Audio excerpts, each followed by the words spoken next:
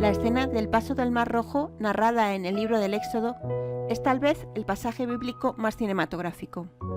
Películas como Los 10 Mandamientos, Éxodus o El Príncipe de Egipto han hecho de este texto uno de los más épicos, emocionantes y espectaculares de la narración bíblica y de la historia del cine. Persecuciones, murallas de agua a derecha e izquierda y hasta la sombra de una ballena acompañando a los israelitas cruzando el mar, hacen que nos imaginemos la escena de un modo que tal vez no es la más fiel a la realidad. Tras 4 siglos de esclavitud del pueblo hebreo en Egipto, Dios escoge a Moisés para liberar a su pueblo y llevarlo a la tierra prometida de Canaán. El faraón, tras una serie de castigos contra Egipto, accede a que los israelitas se vayan. Pero al poco tiempo, y al darse cuenta de que había perdido la mano de obra barata, se arrepiente de la decisión y ordena a su ejército ir a por ellos. Los israelitas habían llegado al Mar de los Juncos, que normalmente se traduce como Mar Rojo. Delante de ellos el mar, detrás una multitud de carros y guerreros egipcios. Y en este contexto sucede el episodio que vamos a analizar en este vídeo. Comencemos por ver qué es lo que dice la Biblia al respecto. El Señor dijo a Moisés: ¿Por qué clamas hacia mí? Di a los hijos de Israel que se pongan en camino.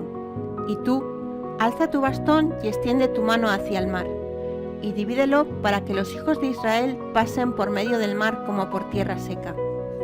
Yo, por mi parte, voy a endurecer el corazón de los egipcios para que entren tras ellos. Así manifestaré mi gloria a costa del faraón, de todo su ejército, de sus carros y de sus guerreros. Y sabrán los egipcios que yo soy el Señor, cuando yo muestre mi gloria a costa del faraón, de sus carros y de sus guerreros. El ángel de Dios, que iba delante del campamento de Israel, se puso en marcha y se situó tras ellos.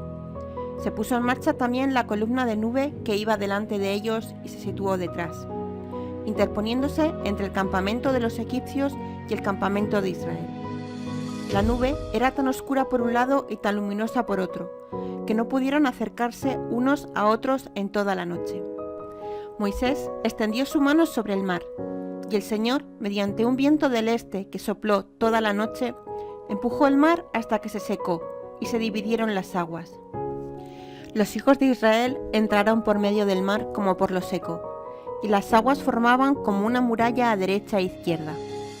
Los egipcios los persiguieron con todos los caballos del faraón, los carros y los guerreros, entrando tras ellos hasta medio del mar. Al romper el alba, el Señor observó desde la columna de nube y fuego los campamentos de los egipcios y los desbarató. Hizo que se trasbaran las ruedas de sus carros, de modo que avanzaran con dificultad. Entonces los egipcios se dijeron: huyamos de delante de Israel, porque el Señor combate a su favor en contra de los egipcios. El Señor dijo a Moisés: extiende tu mano sobre el mar y las aguas volverán sobre los egipcios, sobre sus carros y sus guerreros. Extendió Moisés su mano sobre el mar. El mar volvió a su estado habitual al rayar el sol. Los egipcios, al huir, se encontraron con las aguas y así el Señor precipitó a los egipcios en medio del mar. Las aguas volvieron y cubrieron los carros y los guerreros de todo el ejército del faraón, que había entrado tras ellos en el mar. No escapó ni uno solo. Los hijos de Israel pasaron por medio del mar como por lo seco, y la formaban una columna a derecha e izquierda. Así el Señor salvó aquel día a Israel de la mano de los egipcios, e Israel pudo ver a los egipcios muertos a la orilla del mar. Israel vio la mano poderosa con la que el Señor trató a Egipto, y el pueblo temió al Señor, y creyó en el Señor y en Moisés su siervo. El paso del Mar Rojo es un momento fundamental para la historia y la fe del pueblo de Israel. Una historia que se fue transmitiendo oralmente de padres a hijos y que no se puso por escrito hasta varios siglos después. De todos es sabido que si hay varias personas escuchando una misma historia, cada una de ellas la contará de una manera distinta al querer repetirla, y que en ocasiones esa historia puede sufrir ciertas modificaciones con el tiempo. Las narraciones bíblicas no son una excepción. En el texto del paso del Mar Rojo se entrelazan 2 relatos completos bien definidos y que en este vídeo han sido distinguidos en 2 colores. En uno de ellos, las aguas se fueron regando poco a poco y también poco a poco volvieron a juntarse, mientras que en el otro parece que se separan instantáneamente formando muros verticales a ambos lados. Esto hace suponer que el acontecimiento real no fue tan espectacular como en el cine. Por un lado, en el texto bíblico no aparece la expresión Mar Rojo, sino Mar de las Cañas, y este lugar no parece posible identificarlo con el Mar Rojo actual, ya que en sus orillas no hay cañas, y porque los israelitas tendrían que haber recorrido varias jornadas de desierto antes de llegar hasta él.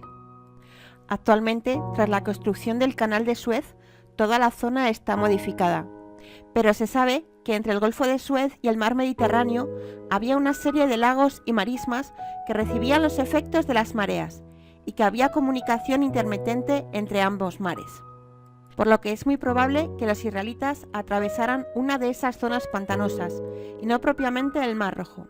Así, habrían pasado por lo seco entre los lagos y el mar durante la marea baja. Mientras que unas horas después, los egipcios se quedaron atrapados entre el lodo y el agua de la marea alta. De la misma forma que sucede en muchos lugares del mundo que su accesibilidad o no depende de las mareas. Y tampoco es extraño que una rueda se quede trabada cuando hay barro, después de desaparecer el agua tras una marea o una lluvia abundante. Pero lo que está claro es que los israelitas fueron conscientes de que el Señor protegía y cuidaba a su pueblo, con gran poder frente a los egipcios. Lo recuerdan como una experiencia viva de que Dios ha conseguido la salvación de su pueblo, ya sea por una combinación de un modo extraordinario de una serie de elementos naturales, o interviniendo directamente de un modo milagroso. En la historia del pueblo de Israel se recordará este acontecimiento cuando sea necesario fortalecer la fe y la esperanza en el Señor en tiempos de dificultad, o cuando en tiempos de prosperidad canten sus grandezas.